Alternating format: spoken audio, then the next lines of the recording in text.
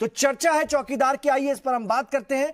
मेरे 5 सवाल आज इस डिबेट में रहेंगे जिनके इर्द गिर्द ये पूरी बातचीत, ये बहस चलेगी। मेरा पहला सवाल आज का है कि क्या चाय वाला की तर्ज पर मैं भी चौकीदार हूं इस बार का एक बड़ा नारा बन गया है?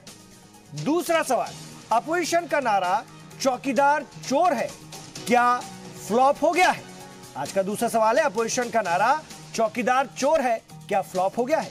तीसरा सवाल, क्या इलेक्शन कैंपेन में बीजेपी आगे निकलती चली जा रही है, अपोजिशन कहीं पीछे छूट गया है? चौथा सवाल, मुद्दों को छोड़ सिर्फ मोदी मुखालफत अब अपोजिशन की हिकमत अमली बन चुकी है क्या?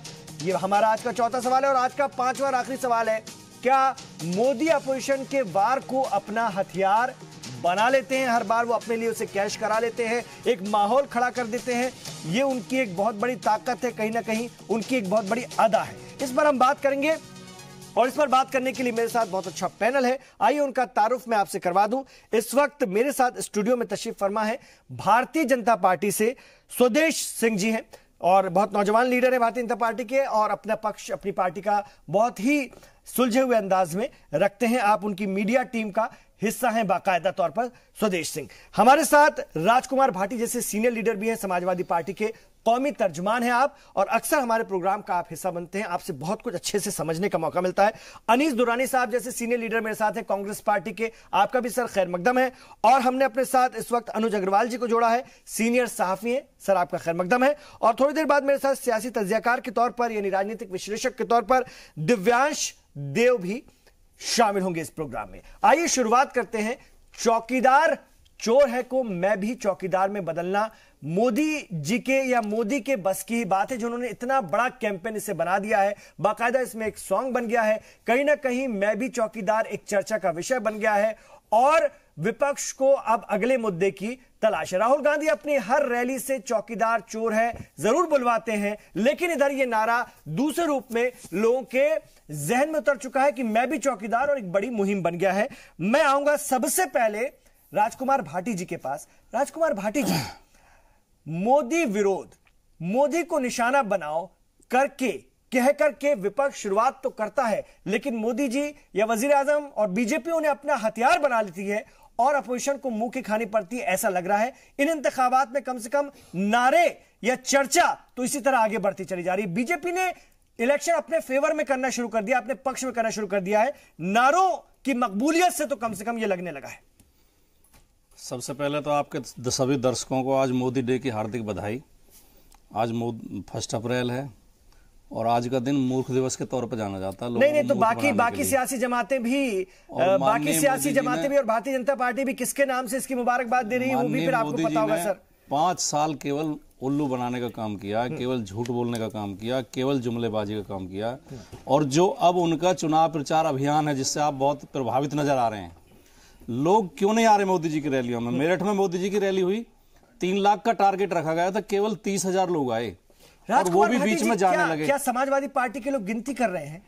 क्या आप देख नहीं रहे? मैं किसी की रैली की तारीफ नहीं कर रहा हूं, तमाम सियासी लीडरों की रैली में भीड़ आती है, लेकिन आप 5 लाख या 3 लाख लोगों को के हदफ को 30,000 में काउंट कर रहे हैं। मतलब काउंट कैसे कर रहे हैं? हम तो देख रहे हैं कि भरी पूरी रैली होती है, बड़ी तादाद में लोग आते हैं, ये क्या है? हमने विपक्ष मुद्दों से क्या लोगों को काउंट करने में, रैलियों में गिनती करने में लगा हुआ है? मेरठ में माननीय मोदी जी की रैली का भारतीय जनता पार्टी ने टारगेट 3 लाख रखा था कि 3 लाख लोग इस रैली में शामिल होंगे और तमाम मीडिया रिपोर्ट हैं, अखबारों में फोटो छपे हैं, खाली कुर्सियां पड़ी हैं। 30,000 के आकलन किया गया मीडिया रिपोर्ट्स का, हमारा आकलन नहीं है, ये मीडिया रिपोर्ट्स हैं। 30,000 लोग आए और मुलायम सिंह यादव जी ने फिर मुबारकबाद दी वजीर आजम नरेंद्र मोदी को पीएम बनने के लिए। आप वहां वो उनकी रैलियों में लोगों को गिन रहे हैं, यहां आपके लीडर मुलायम सिंह यादव जी उनको मुबारकबाद पर मुबारकबाद दिए जा रहे हैं। कैसे देखें सर हम? देखिए, आपके चैनल पर मैं पहली बार ऐसी डिबेट देख रहा हूँ। आपके यहाँ टोका टाकी नहीं होती है। जब मुझसे पूछना था आप मुझे मेरी बात कहना था। मुलायम सिंह जी के बारे में मैं आपसे तो पूछूं, आप कौमी तर्जुमान हैं। आपका सवाल मोदी जी के प्रचार के बारे में था या मुलायम सिंह जी के बारे में? पुरुष विषय पे आता हूं, आपके सबसे बड़े लीडर को मुबारकबाद दे रहे हैं, फिर मैं ये विषय छोड़ देता हूं, फिर मैं मुलायम सिंह जी के विषय पे आता हूं। पहले आप स्पष्ट कर लेंगे आपका सवाल क्या, आपका विषय क्या है। आपका जो मुद्दा था बीजेपी कैप्चर कर लेती है, आपके नारों को बीजेपी अपना हथियार बना लेती है।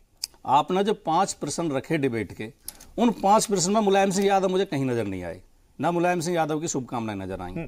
अब आप विषय बदलना चाहते हैं तो आप मुझसे मुलायम सिंह के बारे में सवाल करिए, मेरे 5 विषय तो जवाब दे दूंगा। ये भी तो एक सच्चाई है। अभी आपने सवाल उठाया कि मोदी जी का जो कैंपेन, सवाल का जवाब भी दीजिए सर। आप अभी जो आपने सबसे बड़े लीडर आपकी पार्टी के संरक्षक, अच्छा मुलायम सिंह यादव जी संरक्षक है ना आपकी पार्टी के कि नहीं है? समाजवादी पार्टी में है या नहीं? आज आप किस तरह की डिबेट कर रहे हैं? आज सर अरे समाजवादी पार्टी में है या नहीं मुलायम सिंह यादव? आपका प्रश्न क्या? आप प्रश्न पूछ लें मुझसे, मैं जवाब मेरा सवाल आप समझ गए हैं राजकुमार भाटी जी। जब मैंने आपसे सवाल पूछ लिया तो आप जवाब नहीं दे पाए। आपका प्रश्न ये था कि मोदी जी की जो कैंपेन है, जो चुनाव अभियान है उनका, वो विपक्ष के मुद्दों को अपना बना लेते हैं और विपक्ष को पीछे छोड़ देते हैं। आपका प्रश्न और मैं उसी का जवाब दे रहा हूँ। आप रैलियों में लोगों की गिनती करने लगे, मैं उसी का जवाब दे रहा हूँ। नरेंद्र मोदी जी, देश के प्रधानमंत्री माननीय नरेंद्र मोदी जी, जिस तरह के बेफिजूल के मुद्दे उठा रहे हैं, कोई गंभीर बातें रैलियों में नहीं कह रहे हैं। देश के प्रधानमंत्री को एक विजन परोसना चाहिए, एक दर्शन देना चाहिए कि देश को आगे बढ़ाने के लिए उनके पास क्या योजनाएं हैं, देश को महाशक्ति कैसे बनाएंगे, देश की बेरोजगारी कैसे दूर करेंगे, भुखमरी कैसे दूर करेंगे, देश में शिक्षा का माहौल कैसे बनाएंगे, देश को वैज्ञानिकता की तरफ, प्रगतिशीलता की तरफ कैसे ले जाएंगे। इस बारे में एक भी शब्द मोदी जी के पास नहीं है। मोदी जी क्या करते हैं? समाजवादी पार्टी का सा, राष्ट्रीय लोकदल का रा, बहुजन समाज पार्टी का बा, ये है शराब, शराब से बचो। कल एक और लेके आ रहे थे, डायरेक्ट बेनिफिट ट्रांसफर, हमारी डीबीटी ये है, और कांग्रेस की डीबीटी है डायरेक्ट बिचौलिया ट्रांसफर। ये तीसरी चौथी क्लास के बच्चों की पहेलियां हैं। इन पहेलियों से देश की जनता को क्या लेना है? मोदी जी के, जब मोदी जी का नीरस भाषण लोग सुनते हैं और ये बेफिजूल की बातें सुनते हैं तो लोग उठ कर जाने लगते हैं। लोग इस उम्मीद से आते हैं कि अब 5 साल की उपलब्धियां बताएंगे अपनी। 5 साल में आपने कौन सी उपलब्धि हासिल की? ठीक है, मैं ये सवाल अब आप सर आपके सवाल में लेकर पत्र को छोड़कर और देश के विकास के मुद्दे को छोड़कर और अच्छे दिनों को छोड़कर, तब तो आपने 14 में तो कहा था अच्छे दिन लेकर आऊंगा। अब आप कि मैंने बालकोट में एक बम मार दिया, मैंने उस मुद्दे को ले आएंगे, तो ये इसका मतलब इनके पास असली मुद्दे, जनता से जुड़े मुद्दे नहीं है। लेकिन अब ये तो बताइए, मुलायम सिंह जी का आशीर्वाद है कि नहीं उनके साथ? मुलायम सिंह जी ने एक औपचारिकता होती है, एक शालीनता होती है, एक बार और कहा होती है, फिर कहा है, वो ऐसा क्यों कह देते हैं? क्या बात है? उन्होंने कुछ भी गलत नहीं कहा, कुछ भी गलत नहीं कहा। लेकिन हम अभी पूरा घूम कर आए हैं। चर्चा तो ये भी चलती है कि कहीं बाद में समाजवादी पार्टी इनके साथ ना हो ले। समाजवादी पार्टी कभी भारतीय जनता पार्टी जैसी सांप्रदायिक पार्टी के साथ जाने की सोच भी नहीं सकती। समाजवादी पार्टी और भारतीय जनता पार्टी विपरीत ध्रुव हैं। हम मोहब्बत की राजनीति करते हैं, हम भाईचारा कायम करना चाहते हैं इस देश में। हम धर्म के आधार पर भेदभाव नहीं करते, हम धार्मिक प्रतीकों के सहारे राजनीति नहीं करते, हम जनतावाद की राजनीति करते हैं। स्वदेश सिंह जी जवाब, ये लोग धोखे की राजनीति करते हैं, हम इनके साथ कभी जा ही नहीं सकते। जवाब दीजिए। मुद्दों से बचने की कोशिश है और कहीं ना कहीं नारों को हथियार बनाने की कोशिश है, नए नए नारे गढ़े जा रहे हैं, क्या ऐसा है? क्या बिल्कुल ऐसा ही है कि कहते हैं एक तरफ हम जरूर 3 चीजें हैं, देखिए, सुरक्षा, सुशासन और राष्ट्रवाद। अब भारतीय जनता पार्टी इस चुनाव में नहीं, भारतीय जनता पार्टी सालों से, दशकों से इन 3 मुद्दों के आधार पे, इवन जनसंघ की स्थापना भी हमारे राष्ट्रवाद के मुद्दे पे ही हुई कि जम्मू कश्मीर भारत का अभिन्न हिस्सा है और रहना चाहिए, वहां परमिट नहीं लगना चाहिए। और तब से लेकर लगातार इन 3 मुद्दों को, उसके स्वरूप अलग अलग हो सकते हैं। देखिए, हमें अवसर पूरा कर लेने दीजिए। जम्मू कश्मीर मसला था, बिल्कुल मसला था, क्या बात कर रहे हैं? 1949 से ही मसला था, 48 में वहां पे क्या बात कर रहे हैं? इसमें स्थापना हुई जनसंघ की। अरे भाई साहब, जनसंघ की बात कर रहा हूँ, राष्ट्रीय स्वयंसेवक नहीं, मैं भी भाजपा का, सॉरी, ठीक है। तो इसलिए क्या कहते हैं, वो तीनों मुद्दे हम लोग, चाहे राष्ट्रवाद, सुरक्षा, और हमें नहीं पता था कि पुलवामा होने वाला, इसलिए जो बार बार ये कहा जाता है कि सुरक्षा को लेकर ऐसी बात कही जा रही है, अगर आप प्रमाण मांगेंगे तो आदमी अगला भी बात करेगा। एक बात। दूसरी बात ये देखिए, अगर चुनाव वोटों का है तो चुनाव आइडियाज का भी है, नैरेटिव का भी है। उसी नैरेटिव से निकल के आते हैं इस तरह के स्लोगन। मैं भी चौकीदार पहले नहीं लेके आए मोदी जी। आपने एक विपक्षी पार्टी कांग्रेस ने ये स्लोगन दिया कि चौकीदार चोर है, तो उसको काउंटर करने के लिए कि कैसे मैं भी चौकीदार, जब प्रधानमंत्री लेके आते हैं उसके साथ आप देखते हैं पूरे देश का जनमानस खड़ा होता है। कल शाम को 543 लोकसभा क्षेत्रों में कार्यक्रम होता है और बहुत सफल कार्यक्रम आयोजित किए जाते हैं। और इस प्रकार से कोई भी आप देखेंगे, सबका साथ सबका विकास या अक्षय दिन, और अक्षय दिन की आप बात करें, काम क्या हुआ? आप वर्ग बताइए, मैं काम बताऊंगा। चाहे वो बीपीएल की महिला हो, उसके लिए उज्ज्वला स्कीम देख लीजिए। आप क्या कहते हैं, वर्किंग वुमेन है, उसके लिए मैटरनिटी लीव 13 हफ्ते को 26 हफ्ते किया है। आप अगर देख लीजिए, आर्थिक रूप से पिछड़ा वर्ग है, उसके लिए ईडब्ल्यूएस के लिए रिजर्वेशन दिया गया है। आईआईटी में जो एससी एसटी का बच्चा पढ़ता है उसकी फीस माफ की गई। आप वर्ग देखेंगे उसके लिए, तो यानी सबका साथ सबका विकास जो स्लोगन था उसको चरितार्थ करने का काम पिछले 5 साल में सरकार ने किया है। और उन कामों को लेकर मोदी जी की स्पीच एक 40 मिनट की 50 मिनट की स्पीच होती है, जरूर उसमें 10 मिनट सुरक्षा की बात भी आएगी। हमने कहा सुरक्षा, राष्ट्रवाद और सुशासन, ये तीनों की बातें हमेशा किसी न किसी प्रतीक के रूप में, प्रमाण के रूप में, उदाहरण के रूप में आपको प्रधानमंत्री जी के, राष्ट्रीय अध्यक्ष जी के या अन्य नेताओं के भाषण में जरूर दिखने को मिलेगी। चूंकि अभी पिछले महीने में देश पे एक हमला हुआ था, हमारे सैनिक मारे गए थे, उसलिए वो मुद्दा बड़ा हुआ और हमने एक सिक्योरिटी डॉक्ट्रिन दिया कि अब हमारे यहां अगर हमला होगा तो हमने सर्जिकल स्ट्राइक में भी कहा कि अब दूसरा हमला पाकिस्तान में ही होगा या उनकी जमीन पे लॉन्चिंग पैड्स हम खत्म करेंगे। हमने वो करके दिखाया है, इसलिए वो बड़ी बहस का हिस्सा बन रहा है। और इस देश के चौकीदार के रूप में प्रधानमंत्री जी ने कहा मैं आगे अगवानी करूं। पहले उन्होंने सेवक भी कहा था और आपने जैसा कहा कि उन्होंने वो चाय का काम करते तो उन्होंने ये भी कहा, और उसको मणिशंकर अय्यर जी ने क्या कहा था और उसके बाद रिजल्ट क्या हुए थे वो भी हमने देखे थे। अगर इस प्रकार से ये फिर से उसी प्रकार की अनीस दुरानी जी वही करना चाहते हैं उसका परिणाम भुगतना पड़ेगा। चाय वाला के मामले में फंसी थी पिछली बार कांग्रेस और बीजेपी ने उसको कैश करा लिया था अपने फेवर में। कहीं ना कहीं वजीर आजम नरेंद्र मोदी को उस वक्त बड़ा फायदा हुआ था। इस बार चौकीदार चोर है कह करके फिर कहीं कांग्रेस को फंसा तो नहीं लिया है, मैं भी चौकीदार हूं का एक नारा बड़ा लगवाते हुए और उसको कहीं ना कहीं सीधे लोगों से जोड़ते हुए। आप इस नारे की ताकत को समझिए सर। लगातार हम देख रहे हैं कि लोग इस मुहिम से, इस कैंपेन से जुड़ते जा रहे हैं। कांग्रेस फंस गई है अपने जाल में। और मैं ये सवाल इस सवाल के साथ आ रहा हूं कि मोदी विरोध कहीं ना कहीं आपको उल्टा तो नहीं पड़ जाता? सिर्फ मोदी विरोध करना है तो मुद्दों को छोड़ दो। देखिए, जो चाय वाली बात थी वो शुरू का मामला था और उस वक्त लोगों को बड़ी उम्मीदें थी, बड़ा एक भ्रम उन्होंने वहां रखा था लोगों के ऊपर कि शायद ये कुछ तब्दीली आएगी बेसिकली। तो अब आज की तारीख में सूरत बिल्कुल पलटी हुई है और ये भाटी जी बिल्कुल सही कह रहे हैं कि उनकी रैलियां बता रही हैं कि लोगों को उन पर विश्वास बिल्कुल नहीं रहा है, कि बिल्कुल विश्वास नहीं रहा है, इसलिए लोग आते नहीं। इसलिए उनको पता है कि वो सिवाय देशभक्ति की बात देशभक्ति को तो इन्होंने ऐसा समझ लिया है, देशभक्ति को तो ऐसा समझ लिया है कि उनकी विरोधी है। सीधे महासचिव बना करके उनको मैदान में लाना पड़ा है इलेक्शन से पहले। कोई भाजपा की या कोई मोदी जी की बपूती नहीं है, ये सारे देश के लोग जो है देशभक्त हैं, लेकिन ये उस देशभक्ति को भी बेचना चाह रहे हैं, उसको भी कैश करना चाह रहे हैं। इससे ज्यादा शर्मनाक बात तो कोई हो ही नहीं सकती। नहीं, मैं भी चौकीदार, ये नारा बहुत बड़ा बन चुका है। कांग्रेस के दिए नारे में फंस तो नहीं गया? नहीं, कोई नहीं फंस रहा है, कोई नहीं फंस रहा है, क्योंकि अब लोगों को विश्वास नहीं रहा इनके ऊपर। जो चाय वाला नारा था इसलिए चल गया था, एक नई बात थी, लोगों को लगा कि शायद ये गरीब आदमी उठ के कुछ करेगा। लेकिन जब उसने गरीब आदमी को देखा कि रोजाना लाखों रुपए के कपड़े चेंज करता है, रोजाना जो है क्या सूटेड बूटेड होता है वो, तो लोगों का विश्वास खत्म हो गया कि तो बिल्कुल झूठ बोलने वाला प्रधानमंत्री है। लेकिन दिव्यांश जी क्या लगता है, चौकीदार पर चर्चा बनी हुई है और ये चर्चा कम से कम आखिरी दिन तक, वोटिंग के आखिरी दौर तक जारी रहेगी? जिस तरह का माहौल बीजेपी ने और वजीर आजम ने बनाने की कोशिश की है चौकीदार पर।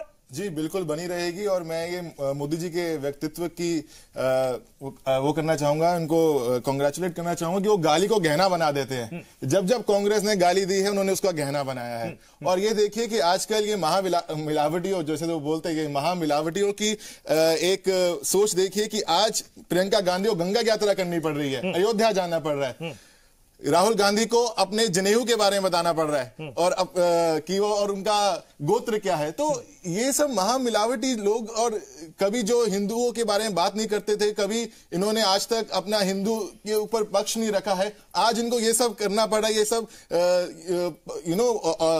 ऑप्टिक्स करने पड़ रहे हैं। तो ये अपने आप में दर्शाते कितने भयभीत हैं और कितने डरे हुए हैं। और मैं जैसे बना रहे हैं, धर्म को भी ये ऐसा बना रहे हैं कि भाजपा की संपत्ति। नहीं, तो फिर कांग्रेस का कांग्रेस का देखिए, कांग्रेस का कौन सा प्राइम मिनिस्टर क्या है, कांग्रेस का कौन सा प्राइम मिनिस्टर, कौन सा लीडर जो है गंगा स्नान को नहीं गया? कांग्रेस का कौन सा लीडर मंदिरों में नहीं गया है? सब गए, बहुत लोग गए, ऊपर से 47 से अब तक देखिए आप, हमेशा मंदिरों का सम्मान किया। सोमनाथ का मंदिर भी कांग्रेस के जमाने में बना था। कुंभ में कहाँ गए? कुंभ में गया कोई कांग्रेस का नेता? बताइए कहाँ गया कुंभ में? कुंभ में भाई, कुंभ में जाना क्या जरूरी था? 12 साल में एक बार आता है भाई साहब, कुंभ में पकड़िए ना, पकड़िए ना। नहीं दौड़ रहा है, कोई नहीं दौड़ रहा, बिल्कुल गलत ख्याल है, बिल्कुल। जैसे प्रियंका गांधी जी कहती है बौखलाए हुए चूहों की तरह घूम रहे हैं आप।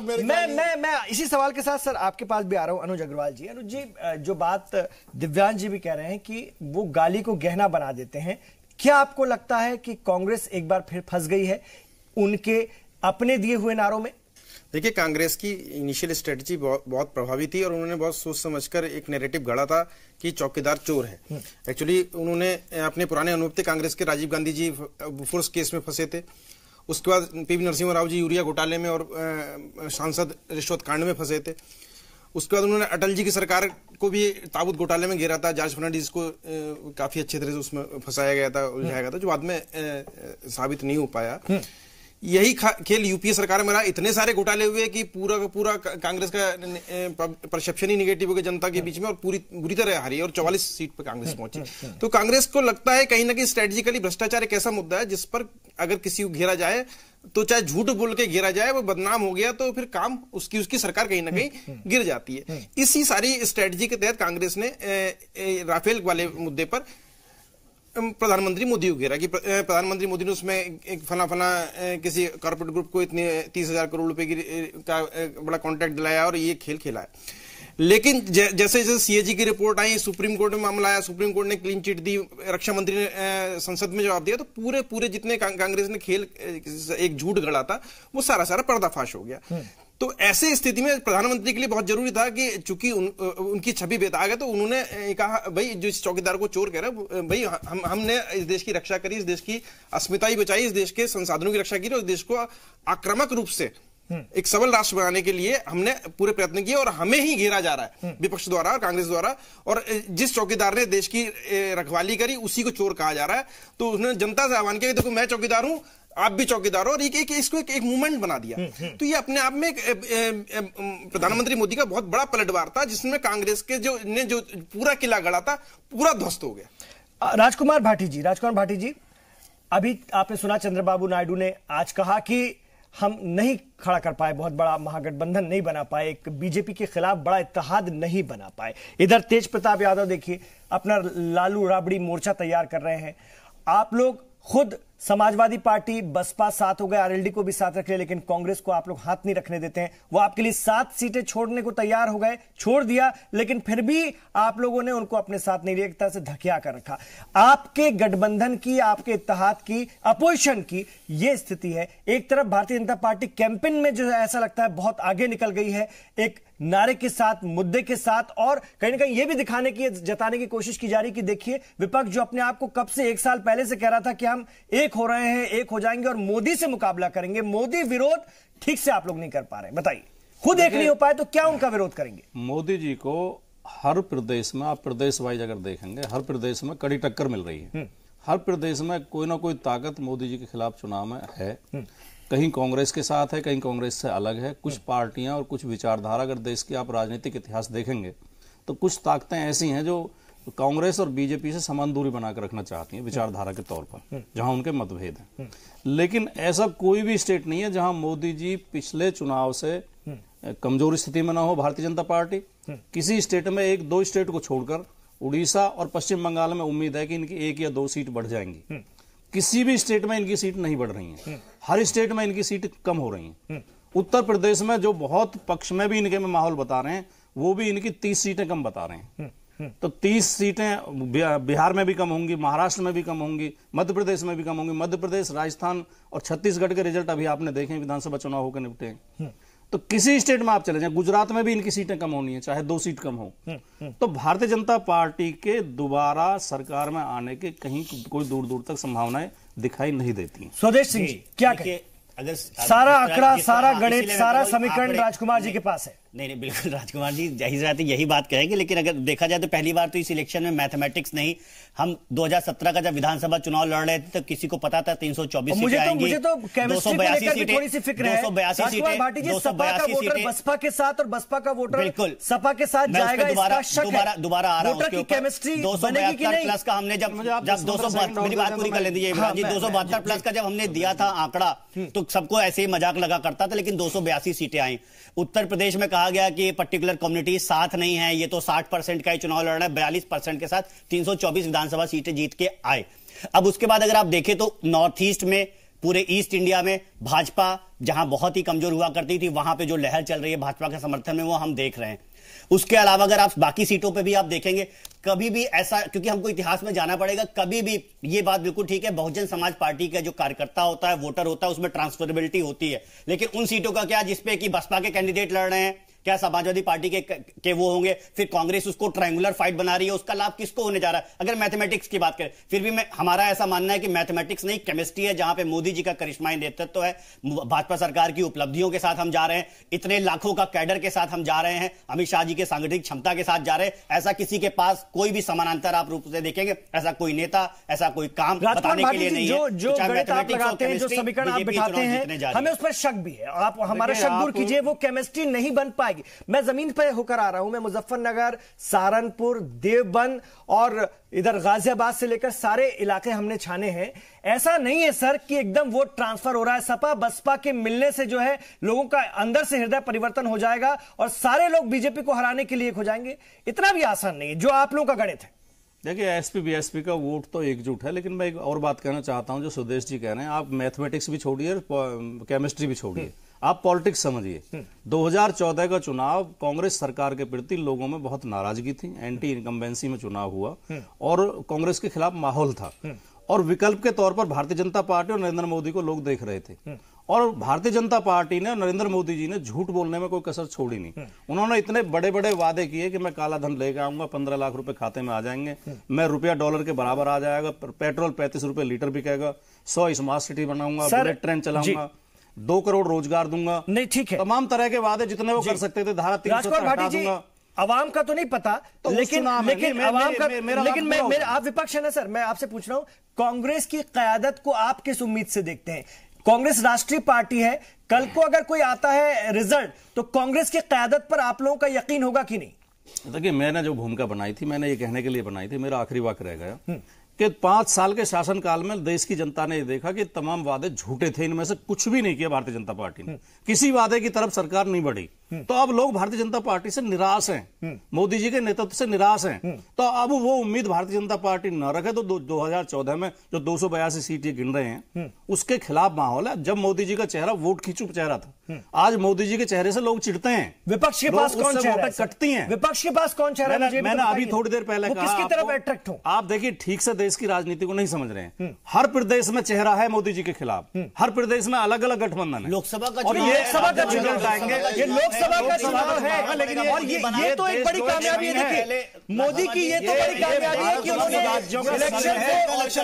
इलेक्शन को चेहरे पर ला दिया। राजकुमार भाटी जी, अगर बीजेपी के पास मोदी है तो कांग्रेस और अपोजिशन के पास क्या है? दिल्ली में जो लोग साथ राहुल गांधी या अपोजिशन, पूरा अपोजिशन राहुल गांधी की क़यादत को स्वीकार करता है? कांग्रेस आगे पीछे। ये सवाल अभी इसलिए नहीं है कि जब लोकसभा के अभी 543 सांसदों के लिए चुनाव, सवाल का जवाब नहीं, और आप 543 सीटों के लिए चुनाव, आवाम चेहरा भी पूछेगी सर, अवाम चेहरा पूछती है। ये परसेप्शन परोसने की कोशिश की जा रही है, लेकिन आवाम को इससे कोई लेना देना नहीं है। चुनाव के बाद जब सांसद चुन जाएंगे और प्रधानमंत्री तय करेंगे। बात आप कर रहे हैं, ऐसे 10 राज्य, तमिल, अभी बंगाल में क्या होगा? वहां सीपीएम लड़ेगी कि नहीं लड़ेगी? वहां पे टीएमसी लड़ेगी, कांग्रेस लड़ेगी। आप कह रहे हैं कि मोदी के खिलाफ है, अगर खिलाफ है तो साथ आ जाना चाहिए था सारे के सारे, नहीं आ पाए, कोशिश की गई। आप मानिए कि मोदी वर्सेज ऑल आपने आपको पश्चिम बंगाल में 3 से ज्यादा सीटें नहीं मिल रही हैं, कोई लड़े ना लड़े, आप पश्चिम बंगाल में 3 से ज्यादा सीट लेके नहीं आएंगे। ये स्थिति आपकी हर स्टेट में है। ममता बनर्जी क्यों 2 या 3 सीट आपको उड़ीसा में मिल रही है, ममता बनर्जी उत्तर प्रदेश में आपको 10 से ज्यादा सीटें नहीं मिल रही उतरने दे रही थी, क्योंकि उसे पता था कि और माहौल उससे और ज्यादा बनेगा। इसलिए लोकतंत्र की हत्या वहां की जा रही थी कि अपोजिशन के नेता को उतरने नहीं दिया जा रहा था, जो राज्य में भारतीय जनता पार्टी नंबर 2 की सबसे बड़ी पार्टी आज की तारीख में बढ़ के उभरी है। उतरने दिया जा रहा था, ठीक है, अनारकी फैलानी थी जाकर वहां। नहीं, कि किस रैली से अनारकी होगी, हर जगह यही तो कह रहा हूं, ये डर है। एक लीडरशिप जाती है सिवाय झगड़े कराने, ठीक है सर, मैं ब्रेक यहाँ पर लूंगा, स्वदेश में यहाँ पर एक ब्रेक लूंगा। एक माहौल जरूर बनाने की कोशिश की जा रही है, और उसका हमें लगता है, जितना समझ में आ रहा है, कि बीजेपी और वजीर आजम नरेंद्र मोदी फायदा उठा लेते हैं। आप देख रहे हैं कि एक बहुत बड़ा पत्रकारों का भी वर्ग है, वो दिन रात जो है गालियां देता रहेगा, लिखता रहेगा, कुछ लाइक्स पाने के लिए। कुछ लोग जो हैं अपनी रैलियों में गालियां देते रहेंगे, कुछ तालियां बटोरने के लिए, 50 लोगों की, 25 लोगों की, 100 लोगों की। और यह भी मैं यहां पर साफ साफ तौर पर कहना चाहूंगा कि कुछ दाढ़ी और टोपी वाले भी दिन भर माहौल बनाने की कोशिश करते रहते हैं कि नरेंद्र मोदी या बीजेपी को गरियाओ, उससे माहौल बनेगा, लेकिन ऐसा नहीं, इसका उल्टा फायदा वजीर आजम और भारतीय जनता पार्टी इसको ले लेती है। ये जो कैंपेन है कहीं ना कहीं अपोजिशन का या इस तरह के लोगों का, ये जो इन दिनों तैयार हुए हैं, उल्टा पड़ जाता है। इस पर भी हम बात करेंगे कि बीजेपी या कैसे चौकीदार चोर है को मैं भी चौकीदार में तब्दील कर देती है, ये वजीर आजम का करिश्मा है या नहीं, इस पर हम बात कर रहे हैं इस छोटे से वक्फे के बाद। चौकीदार पर चर्चा, चायवाला से चौकीदार और चौकीदार 2019 के आम इंतखाबात का एक बड़ा नारा बन चुका है। मैं भी चौकीदार हूं। कांग्रेस ने कहीं ना कहीं चौकीदार चोर है कह करके एक बड़ी मुसीबत बुला ली। फिलहाल तो ऐसा ही लगता है। अब ये वोट में कितना तब्दील हो पाता है ये तो नताइज बताएंगे, लेकिन चर्चा में है इसलिए हम आज बात कर रहे हैं। मेरे साथ दिव्यांश देव हैं, सियासी तज्जियाकार हैं। दिव्यांश, जो मैंने ब्रेक से पहले बात कही कि एक पूरा वर्ग लगा हुआ है, ठीक है, मजम्मत करना कोई गलत बात नहीं है, सब अपने अपने तरीके से मजम्मत कर सकते हैं और सबकी अपनी अपनी आइडियोलॉजी होती है, लेकिन इस मजम्मत यानी इस निंदा, लगातार निशाना बनाने को वजीर आजम कैसे अपने फेवर में कर लेते हैं और कहीं ना कहीं उसको एक बड़ी ढाल बना लेते हैं, यह भी एक सच्चाई है। क्या इन इंतखाबात में भी वही होगा, इन इलेक्शंस में भी वही होगा? देखिए, सबसे बड़ी बात यह है कि नरेंद्र मोदी जो है वो कोई नामदार फैमिली से नहीं आते हैं या वो पीछे कोई डायनेस्टी नहीं है। वो बने चाय वाला थे और आज देश के चौकीदार हैं। उनकी मां आज भी 8 बाय 8 कमरे में रहती है। उन्हें पता है उनके पास हारने को कुछ नहीं है। जिस प्रकार और वो जितनी भी उनपे आप लालछन लगाएं, आप मौत का सौदागर बोले, नीच बोले और कुछ भी बोले, इनफैक्ट मणिशंकर अय्यर जी ने नीच बोला तो गुजरात का चुनाव हार गए। तो जब भी आप नेगेटिव पब्लिसिटी करेंगे उसको पॉजिटिव पब्लिसिटी में बदलेंगे, क्योंकि वो खुद एक आशावादी व्यक्ति हैं और आशावाद का जो जवाब होता है वो आशावाद से ही दिया जाता है, निराशावाद से नहीं दिया जा सकता। तो मेरा ये, और देखिए आप ये भी देखिए कि एक राष्ट्रवाद की अगर मैं बात करूं जिससे बीजेपी चलती है, उनके पास उन्हें चौकीदार हो चाहे चाय वाला हो, उसके पीछे गांधी नाम हो या यादव नाम हो या कोई और भी नाम हो, जरूरी नहीं है। एक आम आदमी जो सबसे नीचे तबके का हो वो भी सबसे ऊंचे तबके में पहुंच सकता है। ये पीएम ने इस देश की जनता को बताया है कि चाहे मैं हूं, चाहे आप हो, चाहे आप चाय वाला हो, चाहे चौकीदार हो, चाहे आप कुछ भी करते हो, अगर आप में ऊंचा सोचने की क्षमता है तो आप इस देश में किसी भी ऊंचाइयों पर पहुंच सकते हैं। और यही मोदी जी की सबसे स्ट्रांग बात है और यही उनको आगे लेके जाती है। राजकुमार भाटी जी, देखिए जी अनीश दुरानी जी, पहले मैं आपके पास आता हूं सर। जो बात दिव्यांश कह रहे हैं यही जज्बा, कांग्रेस में अगर मैं दरी बिछाऊं या आप किसी ओहदे पर हैं तो क्या आपकी महत्वाकांक्षा हो सकती है या आप ये सोचने के हकदार हैं कि मैं भी कभी कांग्रेस में रहते हुए वजीर आजम बन जाऊंगा या अपनी पार्टी का कौमी सदर बन जाऊंगा? आप दिल पर हाथ रखकर ये बात बताइए। लाल बहादुर शास्त्री कौन से उनका क्या हुआ, हश्र ये भी दुनिया जानती है। क्या हुआ? नरसिम्हा राव जी के बारे में भी दुनिया जानती है, सीताराम केसरी जी के बारे में भी दुनिया क्या हुई? वो तो नरसिम्हा राव जी के बारे में बता दीजिए। उस पर आज भी सवाल है सर, उस पर आज भी सवाल है। सवाल तो नरसिम्हा राव जी का जज्दे खाकी, उनका शव कांग्रेस दफ्तर के बाहर रखने नहीं दिया गया था, ये भी एक सच्चाई। बुनियादी बात ये पूछ रहे हैं आप कि कोई नीचे से उठ सकता है, तो हमारे यहाँ लाल बहादुर शास्त्री की मिसाल मौजूद है और उससे पहले और लोगों की मिसालें मौजूद है। गुलजार लाल नंदा जो पहले वर्किंग प्राइम मिनिस्टर बने, उनको सड़क के ऊपर खुद खड़े हुए देखा बस के इंतजार के अंदर। हमारे यहाँ बहुत ऐसा नहीं। आज की बात कीजिए भाई साहब, आज की तो बात हो गया जो हो गया। इतिहास की बात कर रहे हैं। आज बताइए राहुल गांधी जी ने कितना ग्राउंड लेवल पे काम किया? मोदी जी अब आए तो इतिहास काम किया भाई साहब। मोदी जी अगर आए तो इतिहास से शुरू नहीं हुआ। एक बार सुन लीजिए ना दुरानी साहब, प्रियंका गांधी वाड्रा जी में ऐसी कौन सी बड़ी सलाहियत थी कि वो सीधे पार्टी की महासचिव बन सकती हैं? आपका कोई और कांग्रेस का कार्यकर्ता बिना कुछ किए सीधे पार्टी का राष्ट्रीय महासचिव बन सकता है? देखिए, हमारे यहाँ कोई ऐसा नहीं बना। अब ये मसलन अभी विनाडा वाली जो आपको आज राहुल जी ने वहां पे किया है, इतने दिनों से वहां के वर्कर पार्टी में डिमांड कर रहे थे कि साउथ के अंदर रिप्रेजेंटेशन गांधी फैमिली। आपने मेरे सवाल का जवाब नहीं दिया। मैं वहीं आ रहा हूं। इसी तरह से प्रियंका जी से पिछले 4-5 साल से मुस्तकिल यूपी के लोग तकाजा कर रहे थे कि इनको एक्टिव पॉलिटिक्स में लाइए, एक्टिव पॉलिटिक्स। तकाजा क्या कभी मिलने गई यूपी के लोगों से चुनाव से पहले? अरे हमेशा गई है, वो जाती रही है। समाजवादी पार्टी के पोस्टर नहीं देखे कि सिर्फ चुनाव में ही दिखती है अमेठी में, उससे पहले नहीं देखा जाता प्रियंका गांधी जी। चुनाव के बाद भी जाती है। गलत कर रहे हैं आप। जी एक बात बताइए कि ऐसा गलत करने से कोई फायदा नहीं। मनमोहन जी ज्यादा योग्य है, राहुल गांधी ज्यादा योग्य है?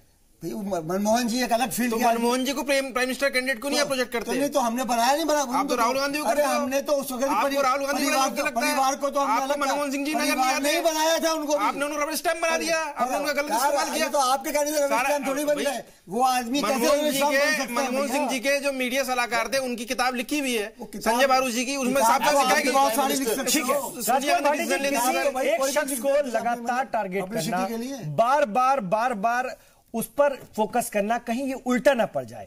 दरअसल मेरी चर्चा आज इस पर है और अपोजिशन यही कर रहा है, मोदी हटाओ, मोदी को टारगेट बनाओ। आप लोगों ने उनके खिलाफ बड़ा गठबंधन बनाने की तैयारी की, लेकिन नहीं हो पाया। आपकी आपसी फूट, आपकी आपसी महत्वाकांक्षाएं, आपकी आपसी लालच, अब फिर भी आप लोग टारगेट करें तो ये कहीं उसको अपने फेवर में ना कर ले।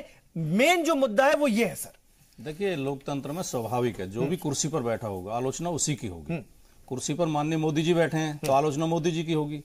अब जो दिव्यांश जी कह रहे हैं कि वो एक साधारण परिवार से आते हैं, बहुत नीचे से उठ के आए हैं, उन्होंने कभी बचपन में चाय भी बेची थी, ऐसा चर्चा होती है, तो ये बात सचमुच एक मान ली चाहिए कि वो नीचे से आए हैं, बहुत अच्छी बात है। लेकिन अब चुनाव इस मुद्दे पर नहीं होगा कि देश की जनता इसी मुद्दे पर वोट दे देगी कि वो नीचे से उठ के आए। अब 5 साल उनका कार्यकाल देख लिया है और 5 साल में अब तक इस देश के जितने प्रधानमंत्री रहे हैं सब में ज्यादा बनावटी और कृत्रिमता और श्रृंगार करने वाले और महंगे कपड़े पहनने वाले और 4-4 बार दिन में ड्रेस बदलने वाले और विदेश यात्राएं करने वाले और अपने निजी खर्चों में बहुत ज्यादा खर्च करने वाले, सरकारी पैसे का दुरुपयोग करने वाले प्रधानमंत्री सिद्ध हुए हैं। उनसे सैफई महोत्सव फिर क्या है सर? फिर देखिए, इस तरह से बढ़ेंगे तो समाजवादी पार्टी के दौर का सैफई महोत्सव जो है वो भी बहुत शानदार रहता था सर। मुझे बड़ा अजीब लगता है कि मुजफ्फरनगर में दंगे हो रहे थे, मुजफ्फरनगर के दंगे के लोग मुतासिर थे और सैफई में ऋतिक रोशन का डांस कराया जा रहा था, वो क्या था? फिर अगर इस तरह से देखें तो बहुत सारे सवाल पैदा होते हैं। आप ये शिवदास जी को क्यों परेशान करते हैं? बीजेपी का पक्ष तो आप ही रख देते हैं। नहीं, मेरे सवाल है बीजेपी की जरा सी आलोचना करो, आप तुरंत कहां ले जाते हैं? बात मोदी जी की चल रही है। कमाल है, बात कमाल है, आपकी पार्टी का कोई जिक्र ही ना करे। बात मोदी जी की, आपकी पार्टी का कोई जिक्र ही ना करे, मैं तो ले जाते हैं सिर्फ मोदी तनकीद करवाते रहे, ऐसा तो नहीं चलेगा ना। आपकी पार्टी के जैसे आपकी पार्टी में आते हैं आप जो है नाराज होने लगते हैं। अगर लोकतंत्र की रक्षा चाहते हैं, देश में चाहते हैं कि जमहूरियत बची रहे, लोकतंत्र बचा रहे, तो प्रधानमंत्री से सवाल पूछे जाएंगे, आंख में आंख डालकर पूछे जाएंगे। जो मोदी जी आपने चुनाव में वादे किए थे 2014 वो पूरे क्यों नहीं किए? बिल्कुल। और देश में बेरोजगारी क्यों बढ़ी? देखिए, देश में भुखमरी क्यों बढ़ी? देश में भ्रष्टाचार क्यों बढ़ा? आरटीआई में ये भी हो चुका कि मोदी जी ने कितनी छुट्टी ली। पता चला कि एक दिन छुट्टी ली जिस दिन पूर्व प्रधानमंत्री अटल बिहारी वाजपेयी जी की अंत्येष्टि थी, उनके आजाद भारत पॉलिसी पे कमेंट चुनाव के मुद्दे नहीं है जिन्हें आप मुद्दा बनाना चाह रहे हैं। नहीं बटी, देश की जनता इतनी मूर्ख नहीं है इन मुद्दों पर आजाद भारत की कर सकते हैं क्या? आप सीधे सीधे व्यक्तिगत होते हैं और जब आप पे वही सवाल उठे, मैं पूछूं समाजवादी पार्टी में पिछली बार कितने सांसद जीत के आए? राहुल गांधी और सोनिया गांधी क्यों जीत के आए? राहुल गांधी, सोनिया गांधी, प्रियंका गांधी क्यों तीन ओहदों पे हैं? तो आप कहते हैं कि आप व्यक्तिगत हो रहे हैं। भारतीय जनता पार्टी के तो पूरे देश में 2 जीते थे, मैं तो कह रहा हूं 2 तक रहे हैं आप। मैं तो कह रहा हूं इसका क्या अर्थ है? आजाद भारत का मुद्दा क्या है? पॉलिसी पे उठाइए। 5 साल में जो पॉलिसी बनी, क्या वो ठीक से इंप्लीमेंट हुई कि नहीं हुई? पॉलिसी ही हम उठा रहे हैं। जैसे 40 मिनट से बहस चल रही है, नरेंद्र मोदी जी की फलानी पॉलिसी ऐसी रही, बिल्कुल गलत हो गई, आपने ऐसा कोई सवाल उठाया? सवाल नहीं उठाया। 21 फरवरी को रणदीप सुरजेवाला को सुन लीजिए, 21 फरवरी को रणदीप सुरजेवाला ने ये सवाल नहीं उठाया कि सिक्योरिटी लैब्स कहां थे। उन्होंने सवाल उठाया कि 3-10 में प्रधानमंत्री ये कर रहे थे, 3-15 पे ये कर रहे थे, पता चला 4-50 में राहुल गांधी खुद डांस कर रहे थे। इस देश में कैसा डिबेट का स्तर चाहते हैं? अपोजिशन की भूमिका होती है, सकारात्मक भूमिका होती है, लेकिन उस तरह के सवाल भी उठने चाहिए। उनके पॉलिसी प्रोग्राम्स को आप सवाल कीजिए, अपोजिशन की जिम्मेदारी है वो, और वो करना चाहिए। लेकिन अगर आप भी हम देखें पिछले 5 साल में क्या सवाल उठे, अभी राजकुमार जी उन्हीं सवालों को दोहरा रहे थे जो कि ये कपड़ा पहनते हैं, और फिर राजकुमार जी को या कांग्रेस को काउंटर करो, फिर राजकुमार जी को या कांग्रेस को काउंटर करो तो वो कहते हैं कि आप भी बीजेपी की भाषा बोल रहे हैं। राजकुमार जी थे उसमें कोई यादव थे, कोई मैंने जो सवाल उठाए उनका जवाब आप नहीं देंगे। मैंने जो सवाल उठाए उनका जवाब आप नहीं दे सकते। मैंने कहा 2014 में जो वादे किए थे पूरे क्यों नहीं हुए? देश में महंगाई क्यों बढ़ी? देश में बेरोजगारी क्यों बढ़ी? देश में भुखमरी क्यों बढ़ी? आजाद में किसान क्यों परेशान है? आप जवाब दीजिए, मुद्दे नहीं है कि चुनाव सरकार, ये चुनाव नहीं है। प्रधानमंत्री नरेंद्र मोदी ने एक जवाब दे, पारदर्शी भ्रष्टाचार मुक्त सरकार दी है कि नहीं दी है? आप बताइए। उन्होंने कहा था सबका साथ सबका विकास, नहीं दिए। सबका साथ सबका विकास नहीं है, सबका हो नहीं है, वर्ग हो, टैक्स रिबेट सबके लिए काम। देखिए दुरानी साहब, सबका साथ सबका विकास स्वदेश का दावा है, हुआ? ये तो ऐसा है कि नारे ही है, इससे नारे के इसके अलावा और कुछ कहीं इसका कोई अता पता दूर तक नहीं है। क्यों? क्या आप देखिए, बेसिक बात यह कि देश की इकोनॉमिक स्थिति कहां पहुंच गई। जो लोगों गरीबों को ऊपर उठाना था, और अब ये कहा यह जाता है कि सब कांग्रेस ने जो है नहीं उठाया। इंदिरा जी ने नारा गरीबी हटाओ को दिया था, ये उसकी कॉपी करी है। लेकिन इंदिरा जी के जमाने से अब तक गरीबी की सजा कितनी कम हुई है, ये अलग बात है कि देश की आबादी बढ़ रही है, उसका बेनिफिट उस लेवल तक नहीं जा पाया। लेकिन कांग्रेस ने हमेशा गरीबों का साथ दिया, गरीबों को उठाने की कोशिश करी है। आप किसानों से जो आपने वायदा किया, क्या पूरा किया आपने? कोई मुझे आप ये बता दीजिए कि ये वायदा पूरा किया आपने, सिवाय ये कि और चीजों को जो ऑलरेडी पाइपलाइन में थी उनको उस पर आपने अपना लेबल लगाकर और अपने आप की वाहवाही लूटी। इसके अलावा क्या किया? आजाद भारत की ये पहली सरकार है जो सिर्फ 6 राज्यों में आई थी और आज 20 राज्यों में अपनी सरकार बना के बैठी है। तो ये एक तरीके से प्रूफ करता है कि राज्यों में सरकार भारतीय जनता पार्टी की है, 10 में भी 3 में चली 16 राज्यों में सर आप देख लीजिए, 7 में राज्य हैं। अरे आप भारतीय जनता पार्टी कार्यकाल में कितनी राज्यों में सरकार आई है भाजपा की, आप बता दीजिए। मोदी जी के होते हुए कितने राज्यों में सरकार आई है आप ये बताइए। यानी कि जनादेश भारतीय जनता पार्टी के लिए था। और बात सुनिए, इस देश में चुनाव जीतने के लिए केवल 33% वोट शेयर चाहिए होता है। ये हमने पिछले 2014 में भी देखा है। सीधे सीधे 11 करोड़ लोगों को इस भारतीय जनता पार्टी ने प्रभावित किया है और 22 करोड़ परिवारों को अपनी जितनी भी सरकारी योजनाएं होती हैं उससे प्रभावित किया है। तो 17 करोड़ वोट चाहिए से केवल भारतीय जनता पार्टी को ये चुनाव जीतने के लिए, जो उसके पक्ष में सीधे सीधे तौर पे आ रहे हैं। बूथ लेवल पे एक एक चौकीदार भारतीय जनता पार्टी के लिए वोट करने को तैयार है। क्या आपके बूथ लेवल पे एक एक चौकीदार है? ऐसा जनादेश को तो मानेंगे ना सर? ये भारतीय जनता पार्टी के जो घोषित प्रवक्ता हैं दिव्यांश जी, राजकुमार भारतीय जनता पार्टी के प्रवक्ता भी इतनी उपलब्धि नहीं बता पा रहे जितनी ये बता रहे हैं। आपने एक तरफा ही देख लिया। हमारे हर बूथ पे 10 युवाओं की टीम है, तो फिर हर बूथ पर। तो फिर आप एक चौकीदार और सारे चौकीदार आपके साथ हो गए। योगी जी कैसे आ गए उत्तर प्रदेश में? योगी जी कैसे आ गए? राजकुमार भाटी जी, फिर मायावती जी के साथ में क्यों अलायंस करना पड़ा? ये अलायंस इसलिए करना पड़ा क्योंकि अलायंस का दौर है। भारतीय जनता पार्टी का 37 पार्टियों के साथ अलायंस है। मोदी जी घोषणा करें मैं अकेला लड़ूंगा, हम भी अकेले लड़ेंगे। आपने अपने सबसे मोदी जी घोषणा के साथ अलायंस किया। भारतीय जनता पार्टी घोषणा करें, पार्टी का अस्तित्व है, लेकिन आपका गठबंधन तो कहीं दिख भी तो नहीं रहा। आपका गठबंधन है कहां और किस विचारधारा पे गठबंधन हुआ ये भी बता दीजिए। विचारधारा क्या थी गठबंधन? उत्तर प्रदेश में 70 से ज्यादा सीटें लेकर आ रहा है। उत्तर प्रदेश की हर सीट पर हम भारतीय जनता पार्टी को कड़ी टक्कर दे रहे हैं और हमारा गठबंधन विचारों का और कार्यक्रमों का गठबंधन है। किस विचारधारा का गठबंधन है ये बता दीजिए। देश का संविधान कहता है सामाजिक न्याय, समाजवाद, धर्मनिरपेक्षता, किसान और मजदूर, नौजवान, ये हमारा गठबंधन है। मैं यूपी के गठबंधन की बात नहीं कर रहा हूं राजकुमार भाटी जी, मैं उस इत्तेहाद की बात कर रहा हूं जिसका आप लोगों ने पहले दावा किया था कि हम सब एक हैं पूरे देश में। लोकसभा के चुनाव है और कहीं ना कहीं सब अपनी अपनी सीट और कुर्सी के लिए जो है लड़ पड़े और आज वो गठबंधन हुआ नहीं। कहां है वो गठबंधन? मेरा उस सवाल का जवाब दिए। मैं यूपी के गठबंधन की बात नहीं कर रहा हूं बसपा के साथ। जहां से हमारी चर्चा शुरू हुई थी फिर वहीं आ गई। ये भारतवर्ष एक राज्यों का संघ है, ये कोई अमेरिका नहीं है जहां प्रेसिडेंशियल फॉरम चलता हो डेमोक्रेसी का। हमारे यहाँ संसदीय लोकतंत्र है और गणतंत्र है।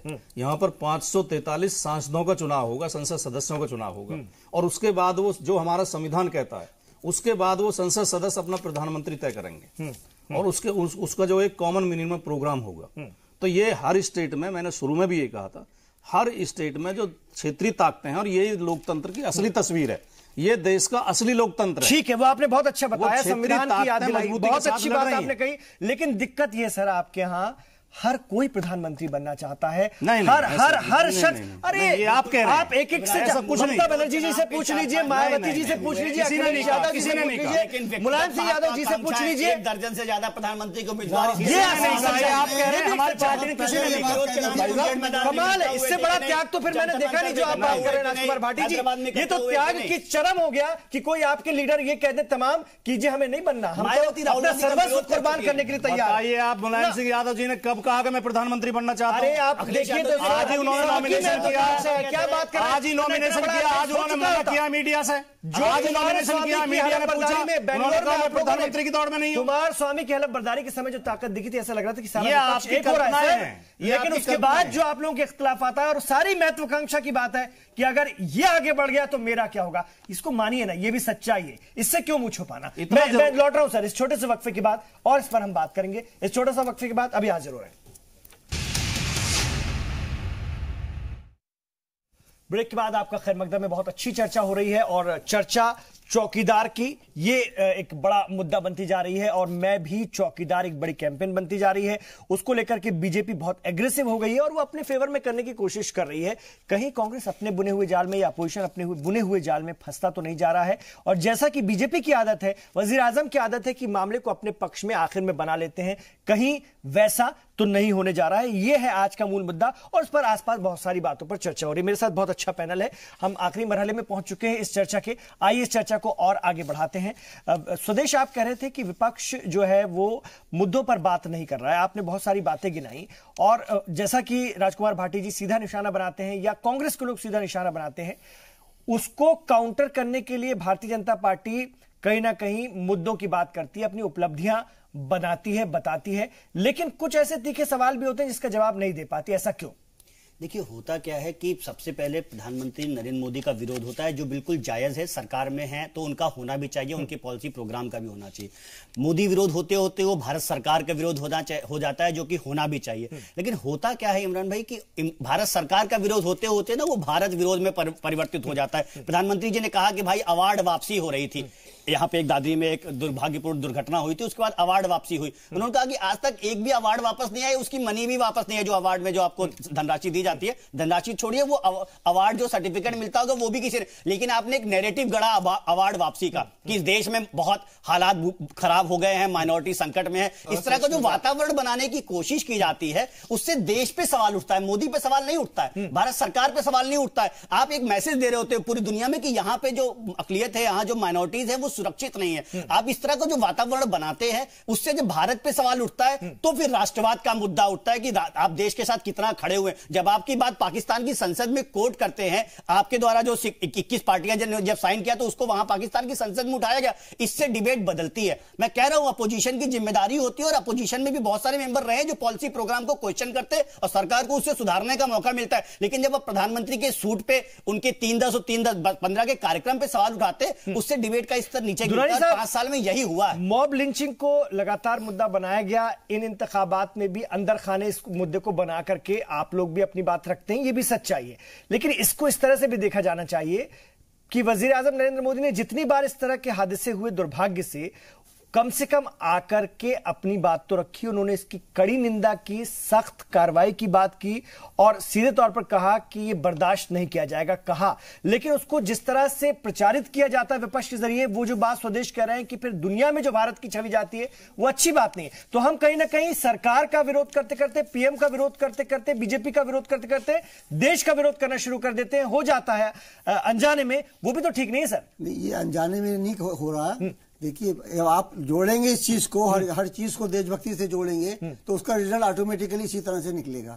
अब ये जो बात है कि मॉब लिंचिंग की और ये तमाम चीजें जो हुई हैं, तो ये क्या नहीं हुई हैं? और जो गऊ दुर्भाग्य से हुई, गऊ के मामले के अंदर प्राइम मिनिस्टर क्या कर रहे थे? जबान से ये कह रहे थे कि ये लोग क्रिमिनल हैं, 80% इनमें क्रिमिनल हैं। जो गऊ की रक्षा करने वाले, उन्होंने खुद कहा ऑन रिकॉर्ड कि 80% इनमें क्रिमिनल है, ये रात के अंदर निकलते हैं और दिन में कोई काम नहीं करते।